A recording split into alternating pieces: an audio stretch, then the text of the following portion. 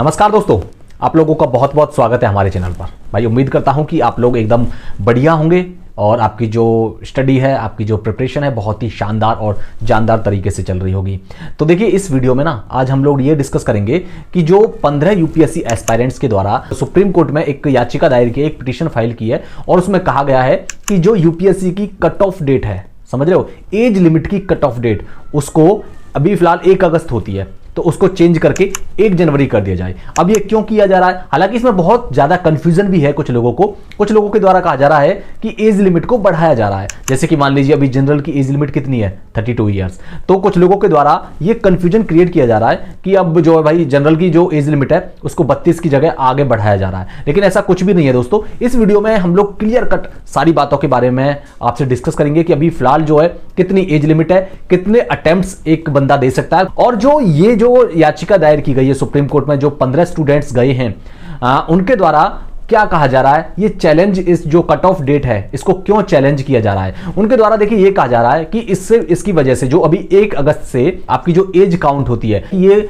जो है कुछ लोगों के लिए जो है बेनिफिशियल होती है और कुछ लोगों के लिए जो है लॉस क्रिएट करती है, यानी कि उनका बहुत ज्यादा नुकसान होता है और इसके अलावा उनके फंडामेंटल राइट्स उनका भी उल्लंघन करती है।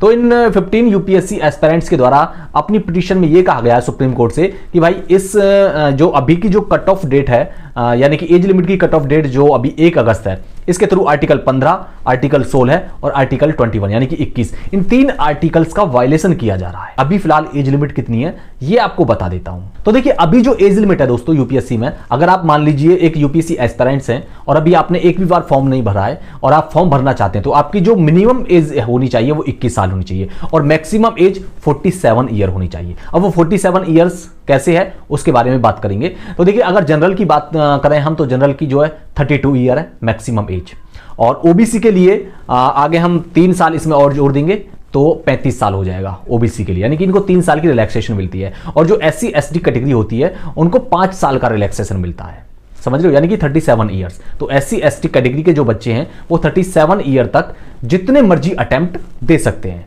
और अटेम्प्ट की अगर बात करें तो 6 अटेम्प्ट होते हैं जनरल कैटेगरी के लिए और ओबीसी के लिए प्लस 3 अटेम्प्ट, यानी कि 3 अटेम्प्ट और प्लस करके 9 अटेम्प्ट होते हैं ओबीसी के लिए। और एससी एसटी कैटेगरी जैसे अभी मैंने बात करी, उनके लिए ये जो पूरी 37 ईयर तक, जब तक उनकी एज लिमिट है, ठीक है ना, तब तक वो अपने अटेम्प्ट दे सकते हैं और जितने मर्जी अटेम्प्ट वो दे सकते हैं, यानी कि 21 साल से 37 ईयर यानी कि 37 साल तक। अब मैंने 47 साल आपको बोला था अभी, तो वो 47 साल क्यों बोला? वो बोला था मैंने जो दिव्यांग पर्सन्स हैं, जो दिव्यांग लोग हैं, समझ रहे हो, पर्सन विद डिसेबिलिटीज जो है, बोनाफाइड डिसेबिलिटीज, उनको 10 ईयर्स एक्स्ट्रा मिलते हैं हर एक कैटेगरी में। जैसे कि आप इसको इस तरह समझिए, जनरल की जो एज लिमिट है वो 32 ईयर्स है, तो जनरल कैटेगरी के जो दिव्यांग लोग हैं उनको 32 प्लस 10 ईयर यानी कि 42 साल उनकी एज लिमिट होगी। उसी तरह ओबीसी के लिए जो एज लिमिट की बात करें तो 35 ईयर ओबीसी के लिए है, और अगर दिव्यांग लोग हैं तो 35 प्लस में 10 45 साल। उसी तरह अगर हम बात करें ये जो एससी एसटी कैटेगरी के लिए लोग हैं उनके लिए 37 ईयर है, तो 37 प्लस 10, समझ में आया, यानी कि दिव्यांग लोगों के लिए 10 साल का एक्स्ट्रा बेनिफिट मिलता है। अटेम्प्ट की बात करें तो 9 अटेम्प्ट इनके लिए होते हैं, समझ में आया, यानी कि जनरल कैटेगरी का अगर कोई दिव्यांग पर्सन है तो उसके लिए 9 अटेम्प्ट, और ओबीसी में तो 9 अटेम्प्ट होते ही हैं, और इसके अलावा ये जो एससी एसटी कैटेगरी के होते हैं उनके लिए 37 ईयर तक यानी कि 47 ईयर तक वो जितने मर्जी अटेम्प्ट दे सकते हैं। अब यहां तक आपको क्लियर हो गया होगा जो अभी की जो एज लिमिट है वो इतने साल है, समझ में आया। अब जो ये पिटीशन जो फाइल की गई है इसमें क्या कहा जा रहा है? अब देखो अभी तक जो जब आप फॉर्म भरते हैं, जैसे कि अभी फरवरी में यूपीएससी के फॉर्म निकलेंगे, तो उनमें जो कट ऑफ डेट होगी वो 1 अगस्त से काउंट किया जाता है आपकी एज, यानी कि 1 अगस्त को आप लोग अगर 21 साल के हैं तो आप लोग जो है क्या कर सकते हैं, फॉर्म को अप्लाई कर सकते हैं, आप लोग एलिजिबल कैंडिडेट होंगे अटेम्प्ट लेने के लिए। क्लियर? तो देखिए अब जो ये 15 यूपीएससी एस्पिरेंट्स के द्वारा जो ये चैलेंज किया गया है कट ऑफ डेट को, यानी कि जो पिटीशन फाइल की गई है सुप्रीम कोर्ट के आगे, आखिर अभी क्यों ये पिटीशन फाइल की गई है? क्या इससे पहले कभी ये पिटीशन, इस तरह की पिटीशन या इस तरह का केस कभी किया गया है? तो देखिए बिल्कुल किया गया है। पहले जो डीवाई चंद्रचूड़ जी थे, जो सुप्रीम कोर्ट के जज थे यानी चीफ जस्टिस ऑफ इंडिया, उनके द्वारा उसको खारिज कर दिया था कई बार। लेकिन अब आप जैसा कि आप जानते हैं चंद्रचूड़ जी की जगह अब संजीव खन्ना जी CJI बन गए हैं। तो उनके सामने लोगों ने सोचा कि हो सकता है, क्योंकि उन्होंने अपने नजरिए के अकॉर्डिंग उसको खारिज कर दिया। अब चूंकि संजीव खन्ना जी चेंज हो गए हैं यानी कि CJI बन गए हैं, तो हो सकता है ये इनका नजरिया कुछ और हो और ये इसको एक्सेप्ट करके एस्पिरेंट के फेवर में वर्डिक्ट दें। तो इसीलिए अब ये एक पिटीशन फाइल की गई है 15 यूपीएससी एस्पिरेंट्स के द्वारा, और इनके द्वारा कहा गया है कि जो कट ऑफ डेट है यूपीएससी के लिए एज को काउंट करने के लिए वो 1 अगस्त है। लेकिन ये जो 1 अगस्त वाली जो डेट है ये बहुत सारे एस्पिरेंट्स के फंडामेंटल राइट्स का वायलेशन करती है, उनके मूल अधिकारों का उल्लंघन करती है। कैसे करती है? देखो आप इस तरह आप इसको समझिए। अभी जो मान लीजिए अभी जैसे कि अब जो 2025 का जो यूपीएससी का एग्जाम होगा उसके लिए फॉर्म निकलेंगे फरवरी में, और उसकी जो कट ऑफ डेट होगी, कट ऑफ डेट यानी कि एज की कट ऑफ डेट, समझ रहे हैं आप लोग, यानी कि इसकी 1 अगस्त होती है। मान लीजिए आप अगर 1 अगस्त को आप 21 साल के हो जाते हैं, 1 अगस्त से पहले या 1 अगस्त को, समझ रहे हो, 21 साल या 21 साल से ज्यादा के होंगे तो ही आप अटेम्प्ट ले सकते हैं। लेकिन अगर आप 21 साल से बाद में अगर आप होंगे तो आप अटेम्प्ट नहीं ले सकते, यानी कि आपको 21 साल का होना जरूरी है। पहली चीज 1 अगस्त को, ये जो अभी तक कट ऑफ डेट हुआ करती थी, अभी भी है, लेकिन जब तक कोई वर्डिक्ट ना आए सुप्रीम कोर्ट का। तो अब ये कहा जा रहा है कि ये 1 अगस्त की वजह से बहुत सारे जो स्टूडेंट्स हैं वो अटेम्प्ट नहीं ले पाते। कैसे नहीं ले पाते इसे समझिए। मान लीजिए किसी का जन्म 31 जुलाई को हुआ है और उसका लास्ट अटेम्प्ट है वो 31 जुलाई को 32 साल का हो चुका है, और कट ऑफ डेट यानी कि एज काउंट कब से होगी आपकी? 1 अगस्त से, तो वो इनएलिजिबल हो जाता है। समझ रहे हो? 32 साल, क्योंकि भाई 1 अगस्त से पहले वो 32 साल का पूरा हो गया है, समझ रहे हो, और मैक्सिमम एज 32 साल ही होनी चाहिए, 32 साल से एक भी दिन ऊपर नहीं होना चाहिए। जबकि 1 अगस्त को कितना हो जाएगा? 32 साल 1 दिन, समझ रहे हो?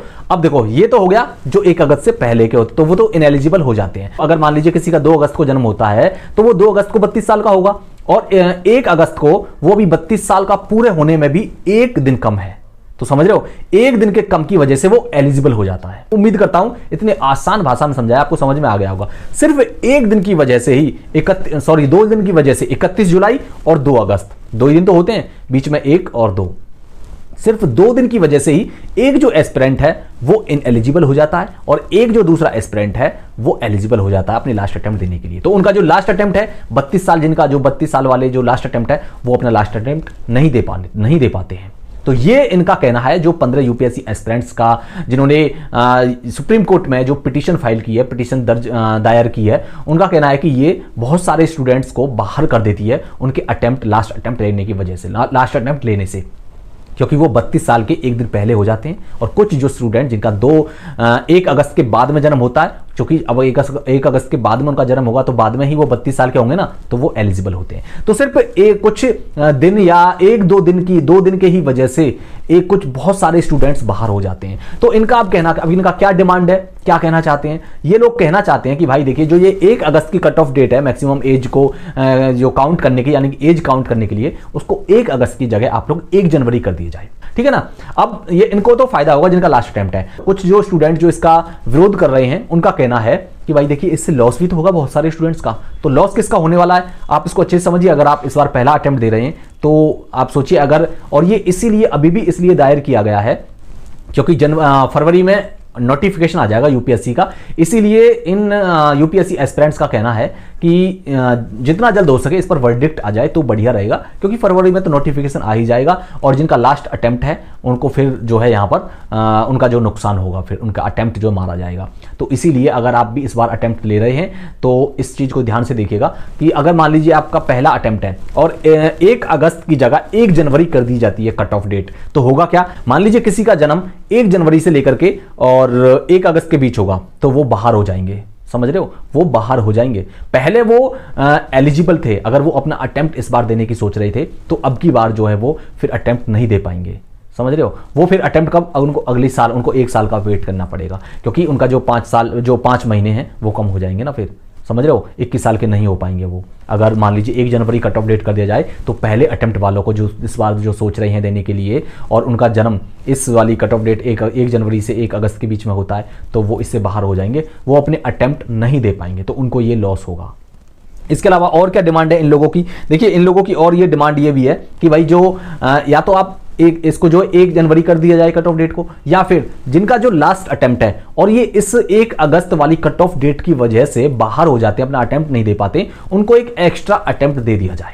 तो इससे ये इक्वल बेनिफिट हो जाएगा सभी को, किसी को भी लॉस नहीं होगा। क्योंकि देखिए जो सुप्रीम कोर्ट अगर कोई ऑर्डर देता है, कोई वर्डिक्ट देता है, तो वो इस बारे में भी जरूर ध्यान रखता है कि अगर हम जो वर्डिक्ट दे रहे हैं उससे किसी को फायदा हो रहा है वो तो ठीक है, लेकिन उससे किसी को नुकसान नहीं होना चाहिए। समझ रहे हो? तो इससे नुकसान तो हो रहा है अगर 1 जनवरी कर दिया जाए, या समझ रहे हो? तो ये चीजें हैं। तो इससे एज लिमिट पर कोई फर्क नहीं पड़ने वाला, एज लिमिट वही रहने वाली है। अभी फिलहाल 32 साल ही रहने वाली है जनरल के लिए, 35 साल ही रहने वाली है ओबीसी के लिए, और SC ST के लिए 37 साल, और इसके अलावा जो दिव्यांग लोग हैं उनके लिए जो सेम जो क्राइटेरिया या सेम जो एज लिमिट है वही रहने वाली है। समझ में आया? तो अब उम्मीद करता हूं आपको सारी चीज़ क्लियर हो गई होंगी, और ये क्या है क्या नहीं है वो सारी चीज़ें भी आप लोगों को सब कुछ क्लियर हो गया होगा कि एज लिमिट कैसे काउंट की जाती है। समझ में आया? उम्मीद करता हूं आपको सारी चीज़ें क्लियर हो गई होंगी। तो भाई, और एक और चीज़, बहुत जल्दी मैं इस सीरीज को आगे कंटिन्यू करने वाला हूं। आप लोगों के लिए किस तरह से तैयारी करें, अगर आप शुरुआत कर रहे हैं तो किस तरह से करें, और लाइक टेस्ट सीरीज वगैरह कैसे अटेम्प्ट करें, आंसर राइटिंग कैसे करें, कौन सी चीज़ आपके लिए ज़्यादा बेनिफिट रही, क्योंकि मैं अपने एक्सपीरियंस के अकॉर्डिंग सीसेट को किस तरह से करें, कैसे अपने एग्जाम को क्रैक करें, है ना। तो वो सारी चीज़ों के बारे में एक ये सीरीज को कंटिन्यू करने वाला हूँ। बहुत सारी वीडियोज़ आने वाली हैं, तो जल्दी से चैनल को सब्सक्राइब कर लीजिएगा। और लगातार हम वीडियोस तो आ ही रही हैं, इंटरव्यूज़ वगैरह बहुत सारी चीज़ें, मैं और एक सीरीज इस तरह की सीरीज भी लेकर के आने वाला हूँ, टॉपिक वाइज, जहाँ पर आपको हर चीज़, हर डाउट को क्लियर किया जाएगा। डेली आपको कई बार हर संडे या जब भी आप कहेंगे लाइव भी आपके सामने आपके क्वेश्चंस को लिए जाएंगे। अगर आपको किसी भी प्रकार की कोई दिक्कत हो तो नीचे कॉमेंट सेक्शन में जरूर बताइएगा भाई, ठीक है ना। अगर आपको कैसी भी कोई दिक्कत हो, क्या इस सीरीज को आगे बढ़ाया जाए, कंटिन्यू किया जाए, लाइव भी आया जाए, आपके कोई भी क्वेरी हो, क्योंकि मैं जब देखता हूं बहुत सारे लोगों की बहुत सारी क्वेरीज होती हैं, तो उनको और मैं सोचता हूं कि मेरा ये जो अपने एक्सपीरियंस के अकॉर्डिंग और ये सारी चीज़ें, मेरा ये मानना है और मेरा ये कर्तव्य भी बनता है कि आप लोगों को एक सही डायरेक्शन और सही गाइडेंस मैं प्रोवाइड कर सकूं, ताकि आप लोग अपने एग्जाम को क्रैक करने में, अपनी प्रिपरेशन को एक स्मूथली और सही रास्ते पर, सही दिशा में आगे बढ़ा सकें, आगे कंटिन्यू कर सकें। ठीक है, तो लगातार वीडियोस आती रहेंगी।